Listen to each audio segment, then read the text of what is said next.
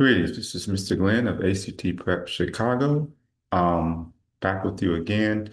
Um, we do test prep and tutoring. I am one of the instructors, master instructor, and we help students prepare for the ACT, SAT, and I am here to help you with the PACT. This is our website. If you want to reach out to us, contact information is email address actprepchicago@yahoo.com, or our phone number is 773-474-2540. Without further ado, today is about providing answer explanations for the science section of the PACT October 2025. Um, so let's move to that and let's get started. Uh, that would be PACT October 2025 science test. Okay, so first thing with the science, and I won't go through everything because obviously it's part of our one-on-one instruction, but what we teach students is to go straight to questions first. Okay. Um, you don't need to be an expert in science or do well in science. You don't even have to know what most of the passages are about. Only thing you really need to know is how to navigate the information that is presented to you. So let's do that. Um, let's do that. So question one, according to figure one, so I do a lot of back and forth. Where's figure one? This is table one. This is figure one here. It has two pieces to consider. So according to figure one, what about figure one today? From 125 to 155, the number of plus CG strokes in a 5-minute period. So we go 125 to 155, and we want plus CG strokes. Okay, so plus CG lightning strokes is here. That's the y-axis. What was this time frame again? 125 to 155 in a 5-minute period. 125 will be, if this is 130, so 115, 120 is going by 5, it's 121. This is 125 here to 155. Okay, this is to 150. So it increased only. You guys see that? So 125 is about here. It went up, up, up, up, up, up. And then it went down, but that was after 155. So that would be answer choice. Um, that would be answer choice A, increased only. Okay, let's go to the next one. According to table one, the average duration of plus CG strokes was at least 10 times greater than the average duration of negative CG strokes for all the time periods except. Okay, so let's break it into parts. According to table one, here's table one here. The average duration of plus CG strokes. Average duration is here, plus CG strokes is here. Do you see how I'm breaking it into parts, guys? Hope you noticed that. Was at least 10 times greater than the average duration of negative CG strokes, which is here, at least 10 times greater, right? For all the following periods except. So 280 is at least 10 times greater because 10 times greater than 26 would be 260, right? So that this one is fine. This is at least 10 times greater because 10 times greater than 24 would be 240. This one, this one, this one. Oh, this is the only one here. Because if you do 10 times 280, 28, you get 280. So 259 is not at least 10 times greater. It falls short. So it'd be 230 to 3 o'clock, which would be J. J would be the one here, would be the one, um, J would be the one there. Okay. Right? Hopefully you guys see that. Number three, assume that the storm data in figure one are typical of thunderstorms that produce tornadoes. So what is the storm data in figure one? Where's figure one? This is here, some kind of storm data. I'm not going to read about that. I'm just going to give it the keywords. Assume that this data is typical of thunderstorms that produce tornadoes. For such thunderstorms, which type of lightning stroke, minus CG or plus CG, is predominant before TF, and which type of lightning stroke is predominant after TF? So TF is our keyword. Let's see if we can find TF on our turning graph. We do. TF. So if we look at the negative CG, number of negative CG strokes before TF for negative CG is not that good, but for plus CG before TF, it is good. So we would say C plus CG is more dominant before TF, and then after this is TF. After TF, which is this way, because it time elapses as you go from left to right. So this is after TGF, it's the opposite. So before TGF, it's plus CG. After TGF, it's minus CG. Hopefully you guys can see that. Before TF, it's plus CG. After TF, it's minus CG. That's choice D. Before, yeah, you see that? So TF is here. Okay, that's the line going straight down. Before it's to the left of it, we see that minus CG bars are low, plus CG bars are high. So before TF, CG is higher, and then after we see the opposite. Okay, 4 is the statement the number of negative CG strokes in the 5-minute time period, 5-minute period, just after TD will be less. Let's see, the number of negative CG strokes in the 5-minute period just after TD. So here's TD. The 5-minute period just after TD is here, this bar, and that is 90. So let's go. So the number of negative CG strokes in the 5-minute period just after TD, which is 90, will be less than the number of negative CG strokes in the 5 period just before TD. No. The 5-minute period just before TD is 20 something, a little bit over 20. So that would be no. No. The number of negative CG strokes in the 5-minute period just after TD was more than twice. That's true. What about the reason for J? We know it's no, but let's look at the reason. The number of negative CG strokes in the 5-minute period just after TD was the same. That is not true.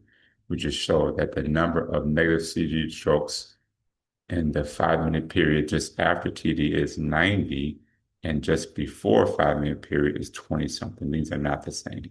In fact, it's more than twice because this is 20. This is twice would be 40. It's even more than that. So it is H. Number 5, according to table 1, from 12 noon until 2 p.m.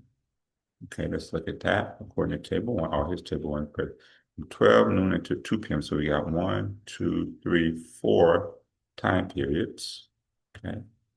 12 noon to 2 p.m. get the magnitude, absolute value, doesn't matter if it's positive or negative, of the average current of plus CG strokes increase or decrease, and that the magnitude of the average current of the negative CG strokes. So we're talking about the magnitude of the average current. Here's the average current. Magnitude, that means the size. That means, and they said absolute value. So we don't really look at the whether it's a positive or negative. Okay, so for negative plus CG strokes for these first 4 time periods, the magnitude increased for plus CG. You guys see that? It went from 75, 79, 83, 89. That's an increase in magnitude. So we know it's either A and C. And the magnitude, now this is where magnitude comes in because absolute value. So we really don't look at these negative signs because remember, if the absolute value wasn't considered, this actually decreases because when you go more negative, negative 11 to negative 14, that's an actual decrease. Negative 16, that's a decrease. Negative. But if we say magnitude, that means get rid of negative absolute value. That's actually an increase because absolute value turns negative into positives. So that's actually an increase in the magnitude of size. The direction may be different. So both would be increase, increase. That would be A. All right. Let me check that one quickly too. Just to make sure. I should have been checking my answer choices, but that's because that's a tricky one. I just want to make sure that that's going to be correct. That's not that one. Let's see. Is that it? Sit there. Just checking that answer quickly for you. And that one, number five. Yes, that is A. I just want to make sure. Okay. Um, yeah, I'll open that up just so I can have that ready in case I need to go back and check another answer. Okay. Number six, to produce only white-eyed offspring, we would mate fruit flies with which of the following sets of genotypes? So again, I don't know anything about this, but let's see.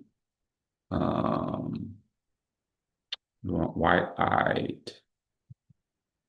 So white.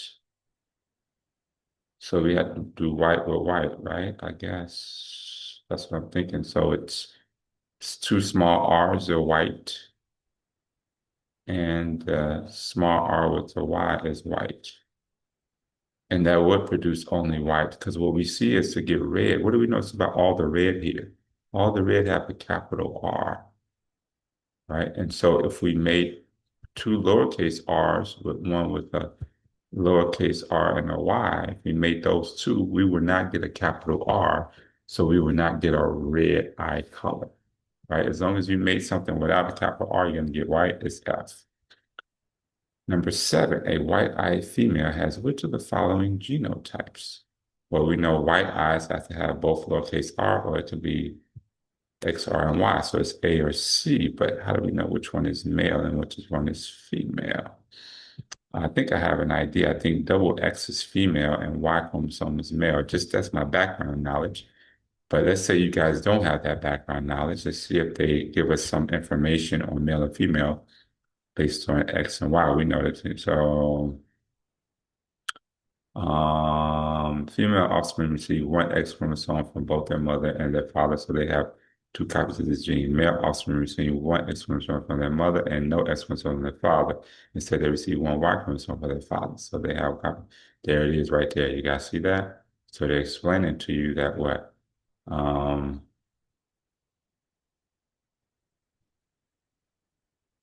and then they explain red and white, but you can see that from the chart. But they explain that males have one X and one Y, right? And female offspring, one X chromosome from both their mother and father. So they have two copies of this gene, so they have two X chromosomes. So yes, I was right. So XRY is a male. So they said the white-eyed female would be the two X's. White means lowercase r's, female means two X chromosomes. So A and B are both females because they both have double X's. C and D are males because they have XY, XY. I thought that from background knowledge, but if the article, the passage gives you this information anyway, so you got that. So that would be A for the female with the white eyes. Some of all, number eight, some or all of the male offspring had one white-eyed allele in two experiments. Some or all of the male offspring had one white-eye allele in experiment, not two experiments, in experiments. Is it two, four, three, and four, one, two, three? So we're looking for either some or all of the male offspring have one white-eye allele. One white-eye allele. Okay, so in experiment one, 50 red-eyed females were mated with 50 white-eyed males. The results were as follows. All 100% red. Okay. So it's not experiment one because experiment one has what? All the males had red eyes, 100%.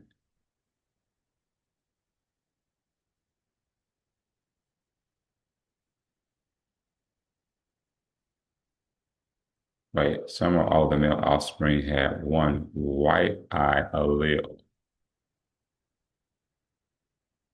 Hmm. They could have had one white eye allele because they made it genotype XR with a white eye allele. All right, let's see what they say here. 50 female offspring and 50 male offspring from experiment one were mated together. The results were as followed. Okay, so some or all of the male offspring had one white eye allele in experiments. Well, we know two had one white eye allele.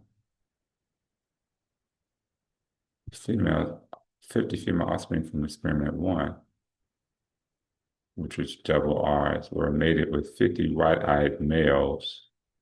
So if you had 50% white-eyed males, that means that the male's offspring had one. Wait, they didn't say at least one white-eyed allele. They said just one. Because so far, one, two, three, and wait, four, 15 white-eyed female offspring from experiment three were made with 50 red-eyed males. The results were as follows. Um, let's learn a little bit more about alleles. Let's see, white-eye allele. So there are two alleles forms of this gene, the red eye allele, XR, and the white eye allele, which is X lowercase r. XR is dominant, XR is recessive.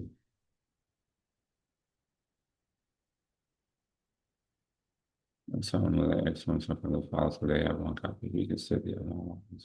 This means an individual with one XR and one SOV red eye. Genotypes first combination of alleles in an individual as a gene. Is Y an allele? No, two alleles of this gene, the red eye and the white eye. So to have a white eye allele, you got to have X lowercase r, right? And some or all of the male offspring have one white allele, X lowercase r, would not have, wait, X lowercase r. I'm thinking two, three, and four only. I don't think experiment one white eye allele. Because if all the males were red-eyed, that means they had, wait, yeah, because the male, right, I got it. To be male, and you, first of all, you can only be male, and the only way you can be male, there's only one way to be male and red and male and white, right? Okay, I got it. So to be male and red, to be male and red, you would be what? You would be X R. Wow, this is male red. This is male white. So, and X capital R is the red allele, XR is the white allele. So the white allele would be X of R, right? But that's a white-eyed male, and this is a red-eyed male, right? And because all of the offspring in experiment one were 100% red eye, that means they all look like this, which means none of them had a white eye allele, which is the X of R. Otherwise, some of the offspring would have been white eye. So that means the answer is J, 2, 3, and 4 only. Hopefully you understand that. Moving right along. Um, let's just make sure that's correct. That was number 8. That is correct. Okay. Number 9, suppose that 1,000 offspring were produced in experiment 3. So it's experiment 3 here, 1,000 offspring. Okay. So that 50% of the females were red, 50% of them were white.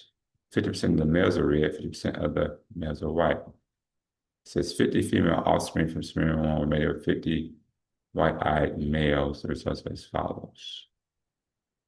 Um, suppose that 1,000 offspring were produced in experiment 3 based on the results, the number of red-eyed male offspring produced in experiment 3 would most likely have been closest to.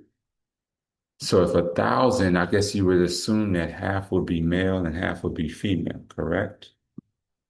If you 50 female offspring from Yeah, because I think if you did a Punnett square where you mated them, if I'm not mistaken, it'd be X, 50 female offspring from experiment one. So experiment one, this is requiring background knowledge a little bit though, but experiment one, the females all were red-eyed, but you can get red-eyed females a couple ways. You can do X double capital R or X capital R with lowercase r.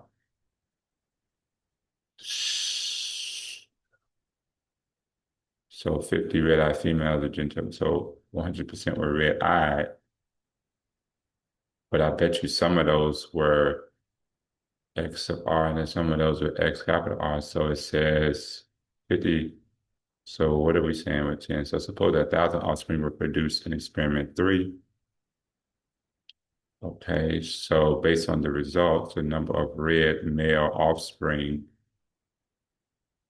red eye male offspring, which is 50% of those, but that's actually 25% of all, right? Because um, half, this is, so when you do 50% red, 50% white, but that's still half, that's just the females, right? But the other half will be males, right? So if you had 1,000, you would expect that you had 500 females and 500 males. And then 50% of those females would be what? 250 red, 250 white for the females, and then 250 red for the males and 250 white for the males. Because you guys see that? Because 1,000 is the total. So you got to break it in half. That means half would be females, half would be males, and then half of those. So you would expect that 250 of the male offspring would be red eye. That should be B. Let me check that answer quickly just to make sure. That's number 9. Yes, that's B. Hopefully you guys understand that. Moving right along.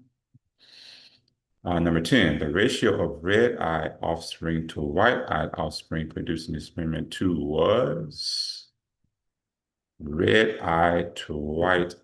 Okay, so remember here again, 100% were red, but that's only what? That's 50% of the total. And then this breaks down to half and half. That's 25%. That's 25%, right?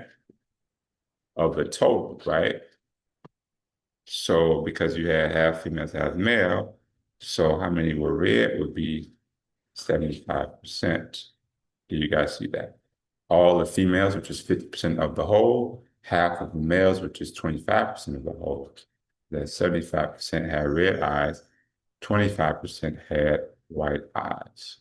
So the ratio of red eyes to white eyes would be 3 to 1. How do we know that? Because if 75% were red to what 25% were white, right? You reduce that fraction, right? What number goes in both 75 and 25? 25. 25 divided 75 divided by 25 is 3. 25 divided by 25 is 1. That's just reducing the fraction. Right? So red to white would be 3 to 1 would be J. Okay, and lastly, an experiment. Yeah, that's right. I'm just checking that 10. Lastly, in experiment 3, the parents most likely had which of the following genotypes in experiment 3? So you got to guess, what did the parents most likely have? What in experiment 3?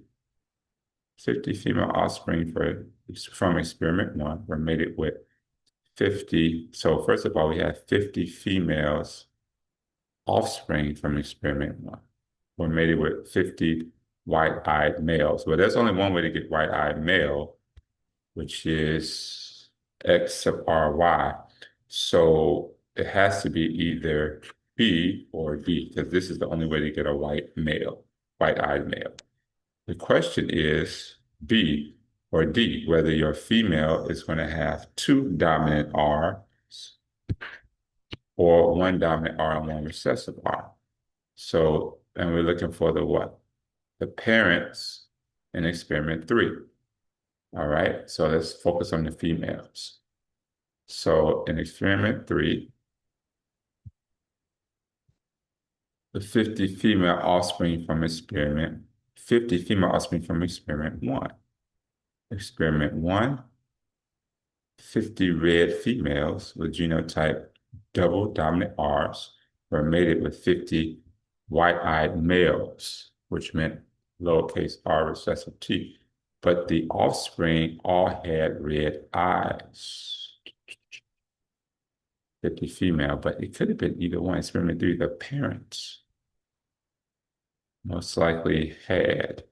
I'm going to say because they split like this, 50 red-eyed, 50% white-eyed females, and then males were, then they did 50% red-eyed males, 50% white-eyed males. What they're kind of telling us, if you think about a Punnett square, is the kids look like this. So you had an X, R, and we don't know if this was double R. But this one we kind of know if they had, if the female was white-eyed, that means that this square had XR. If the male, we don't know what this square is. If we have a Punnett square, we know this is the white female, right? This is the red-eyed male would be X big R Y, and the white-eyed male would be X small r Y, right? So then we could get the parents from like kind of working backwards. So we know that at this point, this was the Y, and we know this was X R, capital R, and we know this was X small r. To get this, so see, to get this cross of X R Y will give you this. X sum R Y will give you that. So if this was X sub R, then this had to also be X sub R, which is right because they were mated with 50 white-eyed males. I knew that the males were white-eyed, which means that this would have to be X big R, X small r. So this was no, sorry. This was the parent, the female parent. For experiment three, because what I did was I took these children here and I made them in the Punnett square. Well, I didn't know the red-eyed female, what she would be, but I knew that the white-eyed male would be this. I knew that the white-eyed female would have to be this, and then the red-eyed female would have to be this. And then from there, having those, I could work backwards to see what the parents probably were. So based on that, hopefully you saw what I did. We know that the woman red-eyed parent for experiment three had the one dominant, one recessive, and the white-eyed male, so it had to be D. Hopefully you got that. All right, moving right along. That Punnett square was some work, huh, guys? 11, that's correct for 11. I just was checking that. Yeah, that Punnett square put us to work a little bit. All right. Well, genes and stuff like that. It required the background information and knowledge of how to cross things, but that's what they call a Punnett square when you cross. All right. Next one is number 12. Which of the following diagrams of the side view of a beam correctly portrays the direction of the three forces that the apparatus exerted on the beam? Which of the following diagrams of the side view of a beam? This is a side view of a beam correctly portrays the direction of the three forces that the apparatus exerted on the beam. What is the apparatus? Side view of the beam before deformation. Side view of the beam deformed a distance D. So the apparatus, that's the side view. The apparatus, this is your beam. And they were trying to investigate the stiffness. I had to read a little bit of this, but I think I get it from this. In each trial, the beam tested was supported at 2 points that were, so the beam was supported at 2 points that were 0.0 meters apart, here, the end, and here. and the beam was subjected to a load, right? So that means that what? If it was supported here, that means that you had what? That means that you had support here and here to hold the beam up, and then you put the load in the middle. That's why it would what? That's why it would shape like that. That's why I would do that. It would buckle like that because you're pushing down here, but these are being supported on the ends, right? If it were all three, just so you can see, if it were all three going down, right? If all your forces were going down, then that whole beam would go down and it would just be a straight line beam. It would not bend. The only way it bends is if you got opposing forces, like I showed you in the middle, in the beginning, I'm sorry, when we started, my first drawings on here. So it has to be what? Has to be G. You got one going down, but the forces on the ends are going up.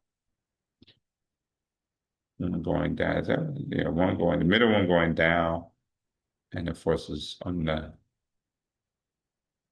ends are going up, right? So it has to be G. Okay. Like I showed you in the diagram. Okay. Number 13, if in study 3, a trial had been conducted in which W is 25 newtons, D would most likely have been close to which of the following? So let's go to study 3. And we said if W had been conducted in which W was 25, what would D have been? So W being 25 is not on our table. So we have to place it. And we can place it there between 20 and 30. 25 will give that, which means D should be between what? 4.2 and 6.3. So we're looking for a value between 4.2 and 6.3, which would be B, 5.2. B is the answer. Next, number 14, if the amount of work done to deform a beam equal W times D, right, which is whatever work time this is, and which of the following trials was the amount of work the greatest? So you're looking for the biggest W and the biggest D, right? So let's look at trial 2. So what was W in trial 2? Well, it doesn't say on the table. We got to look above and we see that it was constant in study 1. So in trial 2, W is 20 and D was 2. So 20 times, oh no, it's 2, 10 to the negative 6. I want to, are all of these 10 to the negative 6? Yeah, so we don't have to worry about the 10 to the negative 6 part, okay? So we do 20 times 2, which is 40. So that's trial 2. We're just looking at 40. All right, trial 4. We have 20 times 120. So 4 is less than 2. So 2 so far is the greatest at 40. Trial 6, or in trial 8. So I looked at trial 6 was W was 20. D was 4. That's 80. So 6 is the most. 8. W was 20. D was 1. That's 20. So 6 had the greatest with the 80. 20 times the 4, which is 80. So trial 6H. Okay, 15. The results of study 1 are best supported by which of the following graphs? Hold on a second.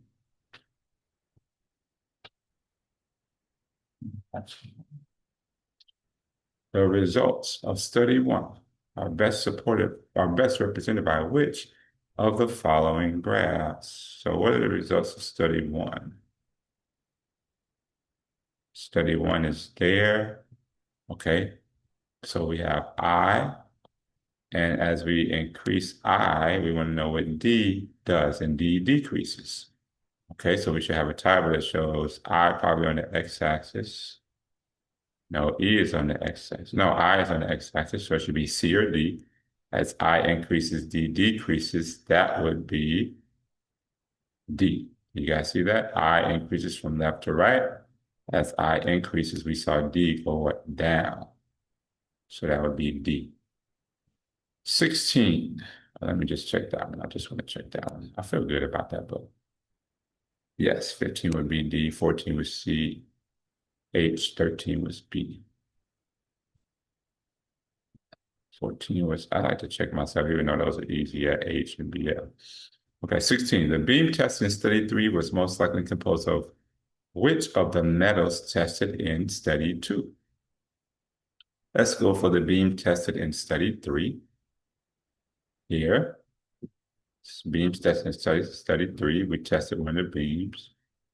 Um, Now, the beam, we would realize which one it is it would be by the constants, was held constant. So the I was 2.0 times 10 to the negative 5, and the E was 50. So we're looking probably for a beam that's I 2.0 is 50. So uh, which of the metals tested in study two? S, T, U, and V. So study two had S, T, U, V. So we're looking for an E of 50, which would be T. Um, that's about the only connection we got because they don't have, do they have an I of 2.0? Yeah, I of 2.0. E of 50, that would be metal T because metal T has E of 50, and all of the metals here had an I of 2.0. So that was constant. So it'd be metal T. Hopefully you can see that, which would be G. 17, based on the results of studies one and two, for a given W, which of the following combinations I and E would yield the stiffest beam? So what does it mean for a beam to be stiff? I think they said it requires the most work to, if it's stiff, that means it requires the most work. And they said in this question 14, they kind of give it to us is the amount of work done to deform a beam is W times D. So for a given W, which of the following combinations I and E. So how do I and E relate to stiffness would be our question, right? We gotta know what is I. What is I? We're looking for I. Initially, they define I. I think they define, so I'm looking for the first I. All right, here it is. Intrinsic stiffness of metal composing a beam was represented by Young's modulus E. The effect of the width and height of a beam on D was represented by finding I and giving it M to the fourth power. They're not telling us what intrinsic stiffness is E. So I'm imagining that intrinsic stiffness, high E, is a good stiffness. So I want a high E, which would be B or D. Now, what about I? Do I want a high I or a lower I? What is I? And the effect of the width and height of a beam, see figure one.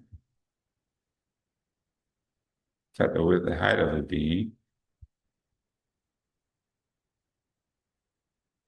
on, no, the effect of the width and height of a beam on D. What is D? The side view, the total distance was represented by the quantity I given in M to the fourth. And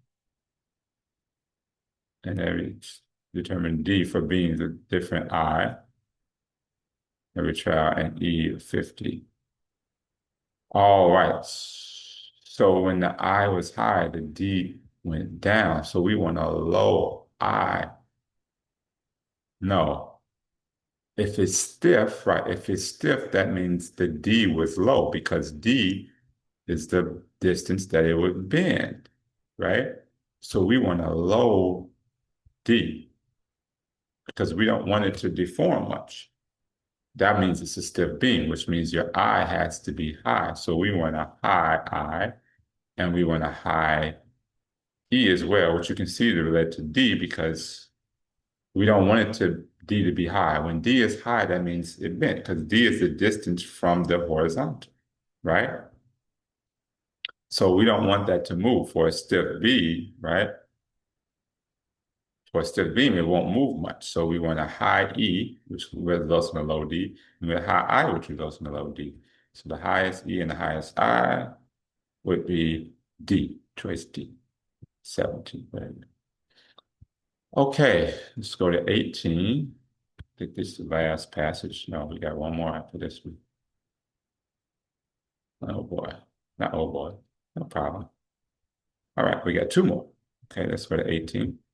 Suppose another cornfield in the same area have been included in study one, and that the soil in this field had been found to have a soil test in content of 200 mg/kg. Based on figure one, this soil's amino sugar in content would most likely have been closest to which of the following?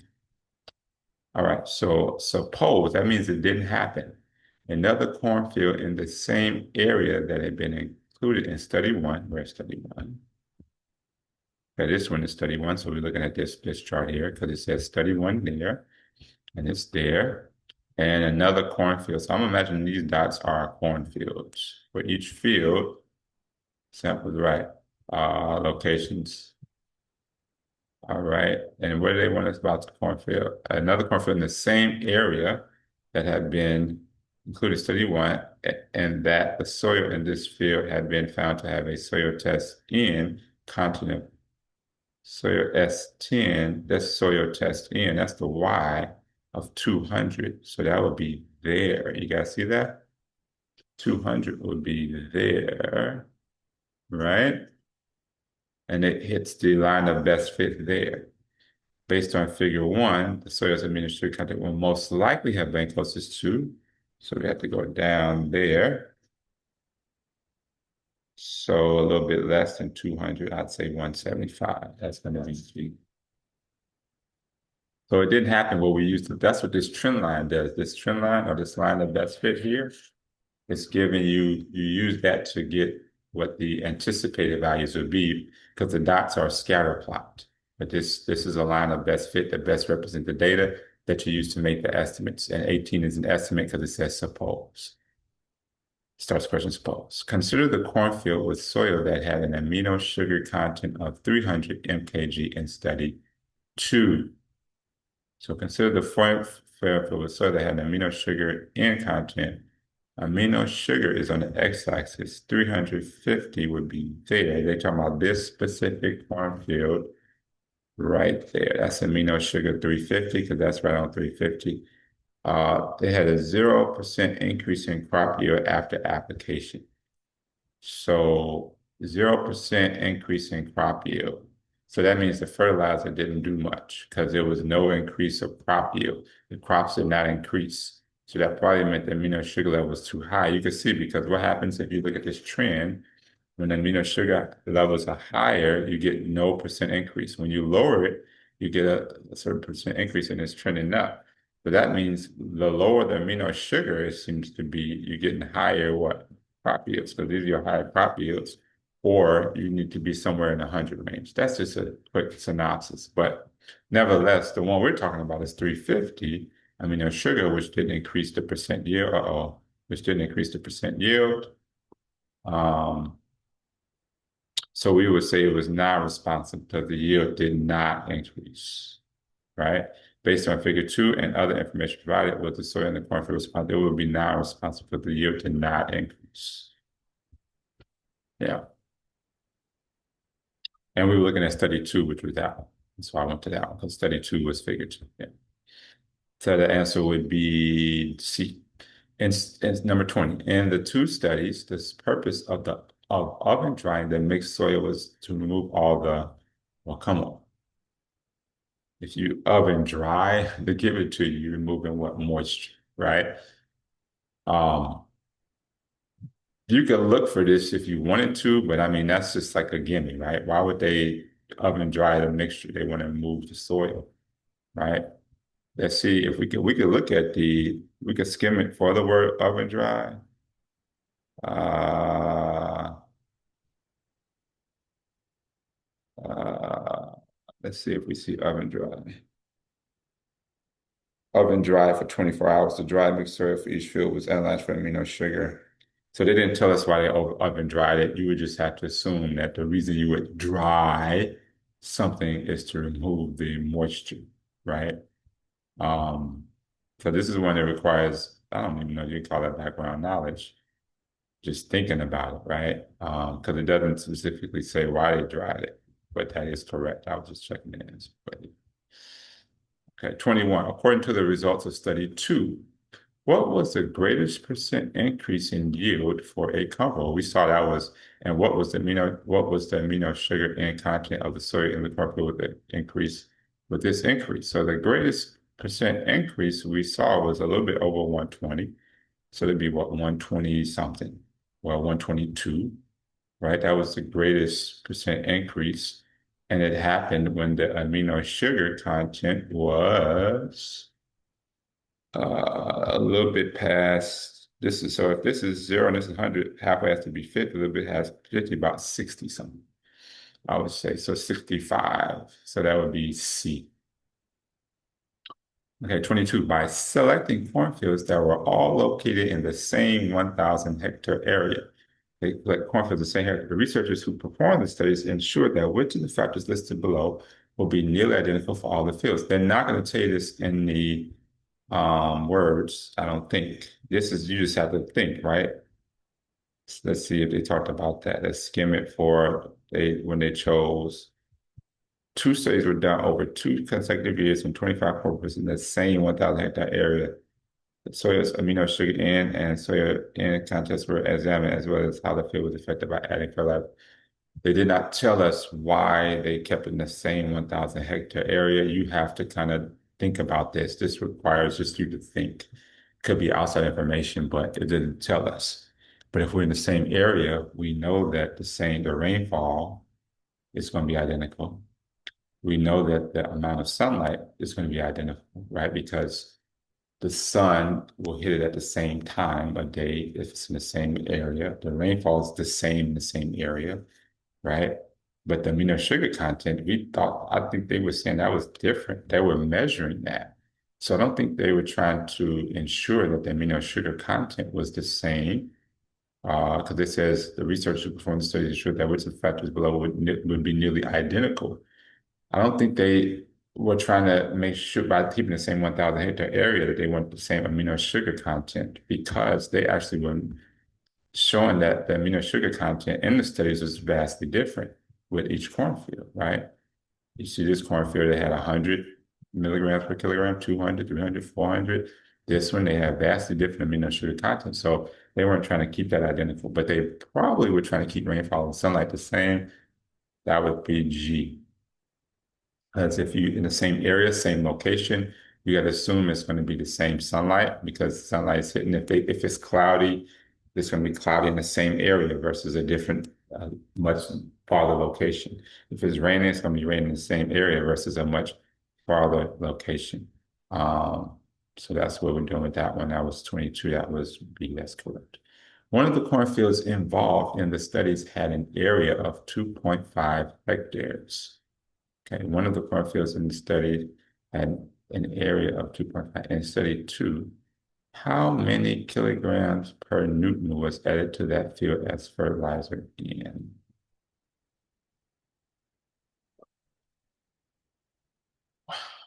All right, in study two, okay, so here's the thing about the science too. This is a tip. Well, not supposed to give you these because that's part of I'm a tutor and I charge for these tips. So I'll just do the answers. If you want tips, feel free to utilize the services. Um, let's see. But I will give you the answer explanations. Study two. One of the cornfields involved in studies had an area of 2.5 hectares. Study two. The next spring feature collected dry and was studied after the collection for planting. Fertilizer and was added to each cornfield at a rate of, there it is, 120 grams per Newton per hectare. That's slash here. This is the key. This is the key. A lot of people may not see this. Uh-oh. Something like with my pen. There we go.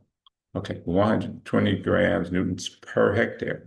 The slash here, the slash means per, which means for one, right? So if we do 120 for one, that means for 2 hectares, it would be what? 240. That's 120 plus another 120. That would be for 2 hectares. And then for 2.5, which our question asks about, half of 120 is 60. That would be what? 300 for 2.5 hectares. You're just following the pattern, right? 120 for one. So for 2 hectares, that means 240, that's another 120. And then 2.5, that means you add a half. Half of 120 is 60. Hopefully you guys got that. So that would be 300 kilograms per Newton for that 2.5 hectare cornfield, which would be answer choice D. All right, moving to the last one. Now, with these, okay, well, actually, it's not. You don't have a, oh, you do have, I guess this is conflicting viewpoints. Unique conflicting viewpoints, though, because usually, because they give you student one's hypothesis, student two's hypothesis, student three. Let's see. Just want to say, a teacher placed a very the stop, yeah, stop clock was open. The teacher had three students just to explain, right? This is the conflicting viewpoints the student's supposed to explain. But this is a unique conflicting viewpoints because a lot of times they won't have any diagrams and nor tables. It's like a reading passage within the science. So you have to get your words from reading. But this one has past. So usually I would say read this first. However, in this case, because you have charts and diagrams, I would say go straight to questions. And the teacher demonstration as the 7 second elapsed, as a 7 second elapsed during the measurement of liquid A, the height of the liquid in the burette. All right, so what did you see? You gotta know which one is the burette. A teacher placed 50 milliliters of liquid A at 20 degrees Celsius in the burette. That's the burette here. I don't even know if I'm saying it right. It might be burette, I don't know. A beret is a graduated tool with a stopcock, right? So liquid flows out of the beret. They tell you right there. So as the second elapsed during the measurement of liquid A, right? The height of the liquid in the burette. So the height would decrease because the liquid is the stopcock was open. The time it took for 20 minutes to flow out of the beret was measured and found to be 7 seconds. So during that 7 seconds, it was leaving the beret. So that means the height of the beret would decrease only. That would be G, right? Because it's going down, right? Because it's going down out of here and into the, what do they call that thing again?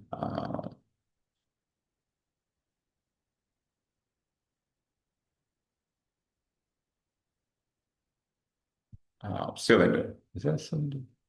No, that's not a cylinder. Cup, whatever. You guys know what I'm saying. All right, so decreased only would be G for 24. Yes, okay. 25, based on student one's explanation, I got to read for this one. Which of the liquids listed on table one will flow most easily at 20 degrees Celsius? Okay, flow most easily. So what does student one say? Liquid B drain more slowly than liquid A because it is denser than liquid A. So less dense means it's gonna drain faster, which means it flows easier.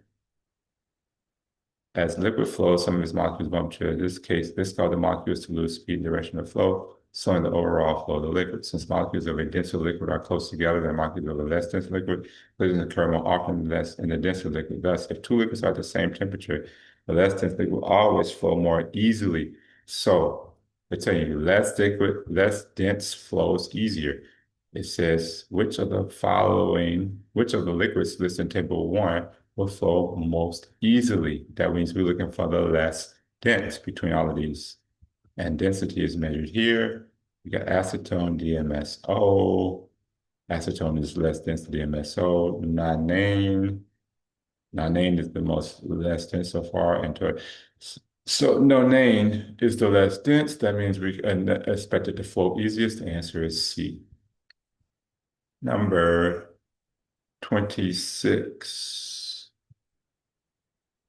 Suppose that the teacher had also tested isopropanol in the demonstration and found it to have a flow time of 11 seconds. Student one will claim that isopropanol is more dense than liquid A, but not as dense as B.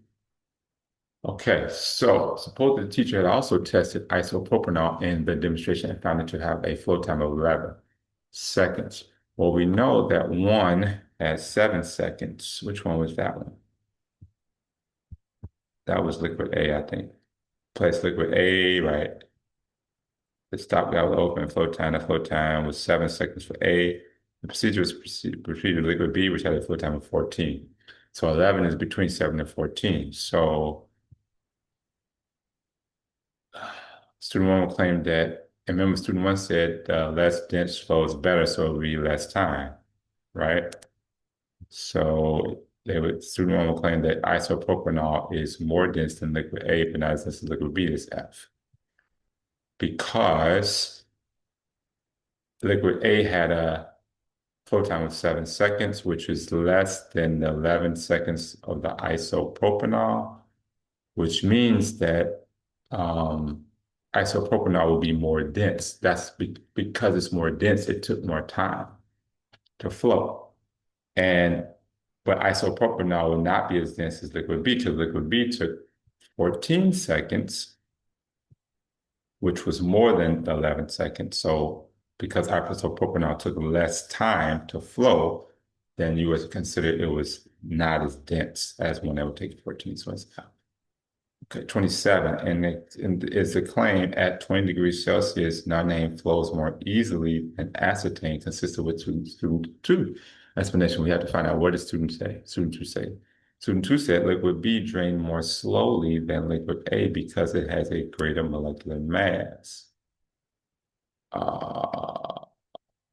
The mass of each molecule in liquid A. Consider two objects of different masses. More force is required to move the object with the greater mass. Thus, if two liquids are at the same temperature, the liquid with the smaller molecular mass will always flow more easily. So smaller mass means flow more easily. So let's go back to 27. It's a claim that at 20 degrees Celsius, nonane flows more easily than acetane. So which one has the lower molecular mass, nonane or acetane? Molecular mass, nonane is 128.3, acetane is 58. Acetane has a lower molecular mass, therefore it's expected to flow more easily. So nonane flows more easily than acetane. That would be no, because nonane has a greater molecular mass. Acetane, that also would be A. Hopefully you guys got that. Why? Student two says lower molecular mass flows easier. We saw from the table that nonane has a greater molecular mass than acetone. All right, two more, almost, or three more, almost done. 28. Which of the following graphs of the relative viscosities of DMSO, H2O, and isopropanol is most consistent with student three's explanation? Okay, what is relative viscosity of DMSO, H2O, isopropanol? Okay, student three's explanation. Do we have relative viscosity? We do not. Is that something we need to know? Let's see. Liquid B drained more slowly than liquid A because it has a larger molecular volume than liquid A. Large molecules readily bump into each other than a liquid when a liquid flows, forming molecular log jams that slow down the overall flow. Thus, if two liquids are at the same temperature, the liquid with the smaller molecular volume will always flow more easily. Okay.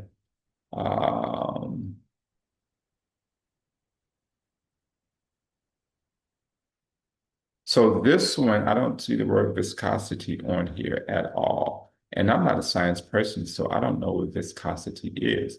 I do know it has to do something, it has something related to molecular volume.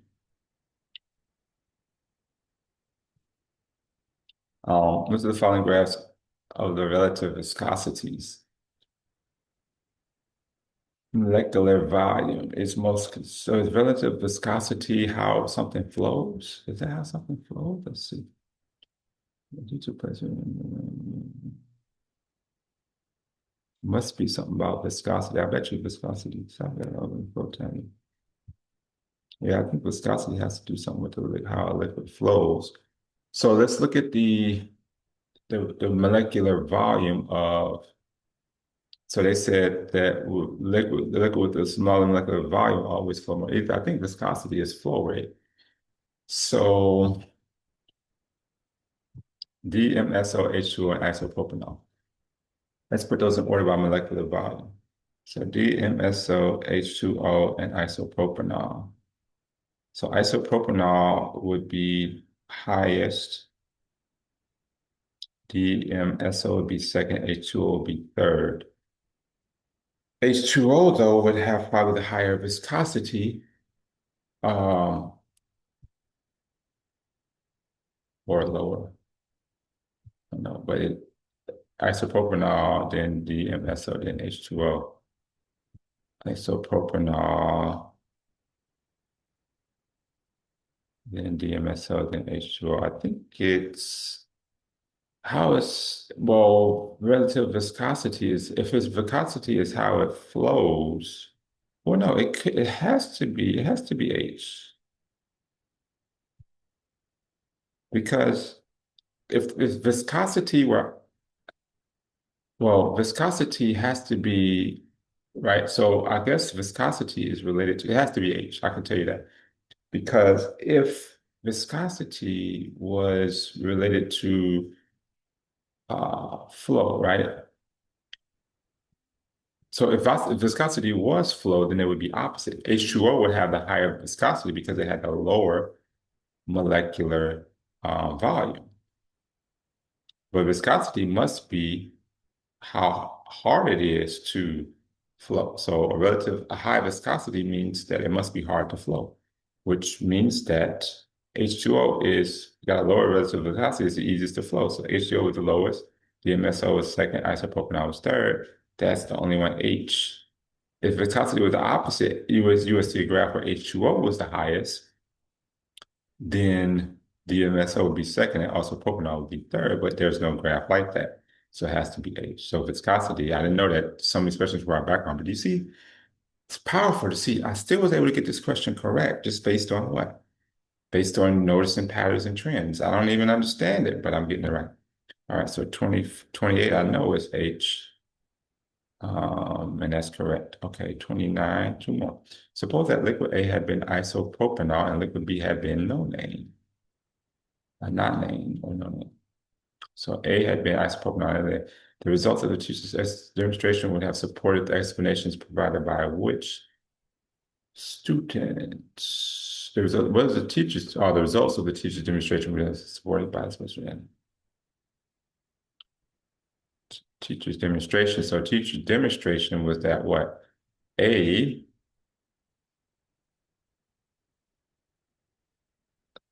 how do you say it? Okay, so A was 7 seconds, B was 14 seconds is the teacher's demonstration, which means that A flowed better than B. Um, oh, and they said suppose that liquid A had been isopropanol, liquid B had been no name. So isopropanol, no name.